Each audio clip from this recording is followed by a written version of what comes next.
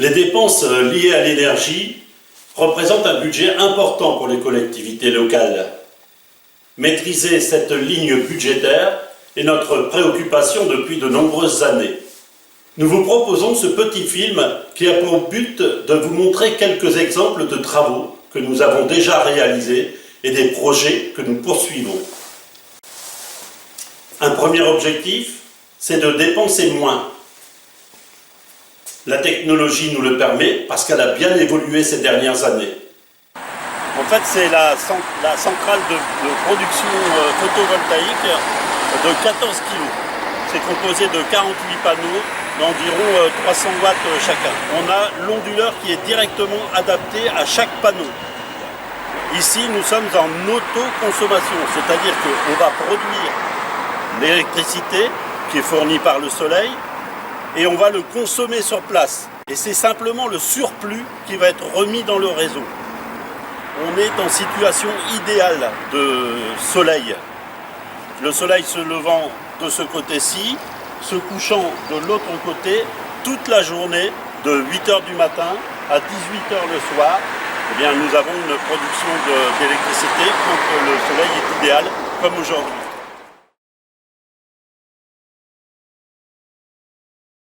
Donc ce panneau ici sort du courant continu. Ce courant continu, on le ramène dans cette pièce ici. Il vient dans ces onduleurs qui sont là. Il y en a 3, puisqu'il y a 3 séries de rangées. Et va transformer le courant continu produit par le panneau photovoltaïque en 220 qu'on va remettre directement sur le réseau. On a ici donc la production photovoltaïque en instantané, vous voyez, 10 kg 200 en fonction de la luminosité, en fonction des nuages qu'on peut avoir devant le soleil. On devrait normalement avoir 36 kg en plein soleil. Pourquoi ça a été mis ici sur l'école primaire? Parce que en même temps, ça sensibilise les enfants à la production photovoltaïque. Le pourcentage de la consommation énergétique pour le chauffage des bâtiments est très important. L'isolation, et plus particulièrement par l'extérieur, a eu un impact extrêmement significatif. De plus, cette technologie nous a permis la rénovation esthétique de constructions datant des années 1930. La technologie des chaudières gaz a aussi fortement évolué. Ici, je me trouve dans le local chaufferie.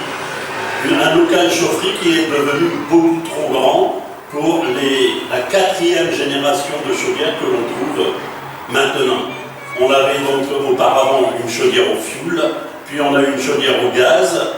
On a maintenant donc la 4e génération de chaudières. Pourquoi 3 chaudières qui donc sont pour un bâtiment, l'école maternelle. Nous avons l'école primaire où l'on trouve les panneaux photovoltaïques et puis la 3e chaudière qui chauffe donc la série de 3 classes qui est juste à côté. Tous ces efforts sont nécessaires et d'autant plus rentables du fait de l'augmentation des tarifs d'année en année. Concernant l'éclairage public et celui des équipements communaux, la technologie LED a permis de baisser significativement les consommations. Nous sommes ici sur les nouveaux terrains de tennis, inaugurés début 2021, et vous pouvez constater que cela apporte un confort visuel aussi bien de jour comme de nuit. Régulièrement, nous changeons les luminaires équipés de lampes sodium par des ampoules LED. L'économie réalisée peut atteindre 40%.